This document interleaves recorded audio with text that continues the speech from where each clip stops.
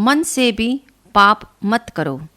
आचारांग सूत्र में भगवान महावीर के अनमोल वचन है, सव्वे पाणा सुहसाया दुख पड़िकुल्ला, अर्थात सभी प्राणी सुख चाहते हैं, साता अनुकूलता की चाहत रखते हैं और किसी को भी दुख अच्छा नहीं लगता। ज्ञानी कहते हैं सुख चाहे हमें प्रिय है, परंतु उसमें डूब मत जाना, क्योंकि इस सुख के अंदर बहुत खतरे हैं। इसलिए ऐसे सुख से दूर रहना, उससे फासला रखना श्रेयस्कर है। दुख अप्रिय है तो भी उसे गले लगा लेना, क्योंकि दुख हितकारी है, माइलस्टोन जैसा है जो हमें संकेत देता है, चिंतन की नई दिशा देता है। सुख ऐसी कमज़ोर कड़ी है जो प्रायः दो प्रकार के परिणाम लाता है। पहला परिणाम सुख ही दुख का उत्पादक है, दूसरा परिणाम सुख ही पाप का भी उत्पादक है। इस प्रकार सुख में दुख मिलने की संभावना छिपी है, किंतु दुख के अंदर जागने की भी संभावना है। दुख की मजबूत कड़ी यह है कि वह हित को जन्म देकर ही रहता है। दुख में सत्य को जानने की जिज्ञासा उत्पन्न होने की पूर्ण संभावना है। भगवान महावीर से जब पूछा गया दुखों से मुक्ति पाने के लिए क्या करना होगा, तो उन्होंने मार्गदर्शन दिया, दुखों से मुक्ति चाहिए तो पापों से फासला रखो। अब प्रश्न है, पाप मुक्ति की साधना का प्रारंभ कहाँ से करें? इसके लिए जैनागम में 3 मूल स्टेप्स बताए गए। पहला स्टेप, पापों से बचो। नए पाप जीवन में प्रविष्ट न हो, इसके लिए सतर्क रहना होगा। जीवन के सरोवर में पाप का पानी नया न आए, इसके लिए मर्यादा को अपनाना है ताकि पापों से बचाव होता रहे। स्टेप नंबर 2, पापों को खोलो।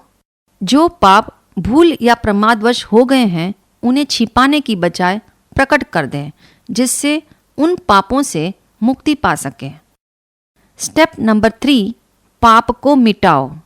हम पापों को खोल दें और नए पापों से बच भी जाएं, फिर भी ज़रूरी है पुराने पापों को हटाएं। सरोवर में चाहे पानी का आगमन रोक दिया जाए, पर जो पानी आ चुका है उसे हटाना होगा, सुखाना होगा। उसके लिए धर्म की राह पर चलकर पाप मिटाया जाता है। ये 3 बेसिक स्टेप्स हमारे जीवन का लक्ष्य बन जाए तो साधना को पूर्णता दे सकता है। पहला बेसिक चरण है, नए नए पापों से बचो। इसके लिए कैसे सजग रहा जा सकता है, यह जानना अत्यंत अनिवार्य है। एक बार एक चोर चोरी करने गया। 1 घंटे में ही खाली हाथ वापस घर आ गया। घर वालों ने पूछा, इतनी जल्दी और खाली हाथ कैसे वापस आ गए हो? उस चोर ने उत्तर दिया, जहाँ जहाँ मैं गया वहाँ वहाँ लोग जाग रहे थे और उनके घरों में लाइट भी जल रही थी तथा चौकीदार भी तैनात खड़े थे, इसलिए मुझे हार मानकर वापस आना पड़ा। इसी तरह नए पाप हमारी जिंदगी में प्रवेश न करे, उसके लिए विवेक की लाइट जलाए, मर्यादा के चौकीदार खड़े करे और आत्मा रूपी मालिक सतत जागता रहे, तो पाप करने का मन ही नहीं करेगा, फिर रोकने का तो प्रश्न ही नहीं उठेगा। एक कैटेगरी के लोग पाप का प्रारंभ मजे से कर लेते हैं या किसी के कहने से कर लेते हैं, पर एक अवधि के बाद वह पाप उसे मजबूर कर देता है। वह पाप उसकी जड़ों में समा जाता है, उसकी आदत बन जाता है। वह समझ लेता है कि इस पाप का त्याग मेरे लिए बड़ा कठिन है। दूसरी कैटेगरी के लोगों का पाप में प्रवेश मजबूरी में होता है, लेकिन वह मजबूरी बाद में आदत बन जाती है, उसमें रस आने लगता है। वह पाप जीवन जीने की शैली बन जाता है तथा पाप रूप नहीं लगता। अतः भ्रांत धारणाओं का इलाज करें।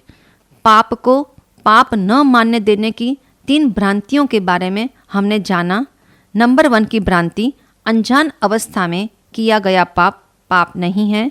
नंबर 2 की भ्रांति, छोटे छोटे पाप पाप नहीं होते। नंबर 3 की भ्रांति, एकांत में किए गए पाप पाप नहीं है। धारणा नंबर 4 कहती है, जो पाप मैंने केवल सोचे हैं पर किए नहीं हैं, वे पाप पाप नहीं है। जैन दर्शन के अनुसार पाप और अपराध में अंतर है। पाप का प्रवेश मानसिक स्तर पर होता है। जैसे ही पाप करने का ख्याल मन में आता है, वैसे ही पाप का प्रारंभ हो जाता है, अर्थात पाप का स्विच ऑन हो जाता है। जब वह क्रिया का रूप लेता है, तब वह अपराध कहलाता है। भारतीय दंड संहिता के अनुसार अपराधी को दंड मिलता है, पर कर्म की अदालत में पापी को भी दंड मिलता है। जिन ख्यालों में शर्म नहीं हो, विवेक नहीं हो, वे ही ख्याल अपराध बनते हैं। पाप के प्रवेश का प्रोसेस समझने के लिए 4 शब्दों को जानना जरूरी है। पहला शब्द है अतिक्रम, दूसरा शब्द है व्यतिक्रम, तीसरा शब्द है अतिचार और चौथा शब्द है अनाचार। पहला शब्द अतिक्रम अर्थात उल्लंघन करना, मानसिक रूप से निर्धारित मर्यादा का उल्लंघन करने का विचार या योजना बनाना अतिक्रम है। दूसरा शब्द व्यतिक्रम, जो ख्याल आया उसे पाप रूप क्रिया में लाने के लिए साधन इकट्ठे करना, सामग्री जुटाना व्यतिक्रम है। सामग्री जुटाने के बाद उसे आंशिक रूप से कर लेना अतिचार है। चौथा शब्द अनाचार, पूर्ण रूप से पाप का किया जाना अनाचार है। जो पाप का विचार मानसिक स्तर पर प्रारंभ हुआ, उसे शरीर तक पहुंचाने के लिए ये 4 फैक्टर मिले तो वह पाप अपराध बन जाता है। अतः इस भ्रांति को मन से निकाल देना होगा कि जब तक पाप किया नहीं तो पाप कैसे माना जाएगा। किसी को मारने का भाव आया वह पाप, और मार दिया वह अपराध। पाप हमेशा मानसिक होते हैं और अपराध मनोगत और शरीरगत होते हैं। बार बार ख्याल जागे तो पाप अपराध बनते हैं। भारतीय दंड संहिता अपराधी को दंड देती है, पापी को नहीं देती। कानून की निगाह से पापी बच भी जाए, पर कर्म की अदालत में तो वह नहीं बचता है। जैन दर्शन के अनुसार जो पाप मन के सूक्ष्म स्तर पर भी सोचा जाता है, वह भी पाप है। इसे एक उदाहरण द्वारा समझेंगे। आभराज नाम का एक राजा था। उसकी धर्मनिष्ठा बहुत गहन थी। अपनी राज्य सत्ता को संभालने के लिए उसने एक धर्माधिकारी रखा हुआ था, जिनका नाम था आचार्य बप्पभट्ट सूरी। शासन को संभालते हुए वह राजा बहुत प्रसन्न था, क्योंकि उसका राज्य आचार्य की धर्म नीति द्वारा संचालित हो रहा था। एक बार आभराज ने एक सुंदर नर्तकी का नृत्य देखा। नृत्य को देखकर वे नर्तकी के रूप पर मोहित हो गए और उसे पाने की तरंगे मन में उठने लगी। आचार्य ने राजा के इस भाव को उनके चेहरे से भांप लिया। सारी रात आभराज इसी उधेड़-बुन में रहे। उनके मानसिक स्तर पर अनेक चलचित्र उभरते गए और मिटते गए।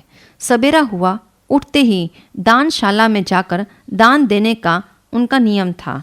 आचार्य ने पहले से ही दानशाला की दीवार पर बड़े बड़े अक्षरों में कुछ बोध वाक्य लिखवा दिए थे।